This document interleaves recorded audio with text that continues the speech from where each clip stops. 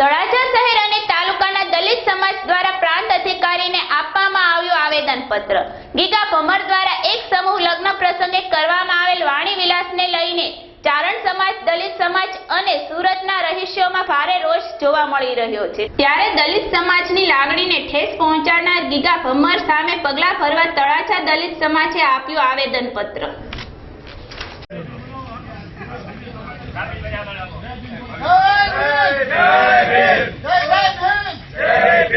जब तक सूरज चांद रहेगा बाबा तेरा नाम रहेगा, जब तक सूरज चांद रहेगा बाबा तेरा नाम रहेगा।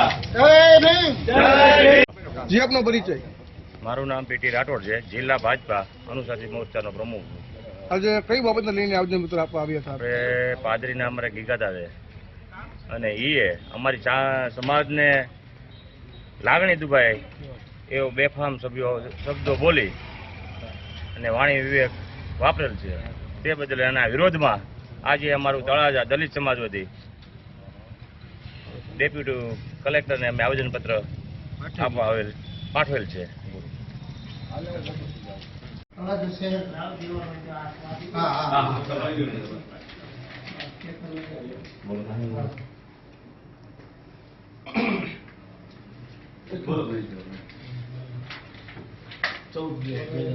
हमारा जिला प्रमुख श्री उनकी जैसी भाजपा प्रमुख श्री पीटी राठौड़, सामाजिक न्याय समितिના ચેરમેન શ્રી ભાજપમાં અમારા અનુસૂચિત મોરચાના પ્રમુખ શ્રી પૂર્ણેશ્વર વાંકર સમાજના સામાજિક કાર્યકર કિશોરભાઈ રાઠોડ, હું પોતે એમની મોરચા ગુજરાત જિલ્લા પ્રમુખ, અનેક નામી અનામી બધા સામાજિક કાર્યકરો, ગીગાભાઈ આહિર દ્વારા જે અમારા દલિત સમાજ હતા અમારી જાતિ વિશે જે કંઈ બેફામ ટિપ્પણી થઈ બાબતે સમાજની લાગણી અમારી દુભાવી છે।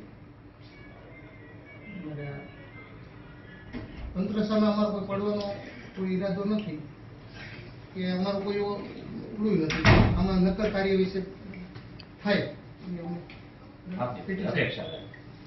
જિલ્લા કરો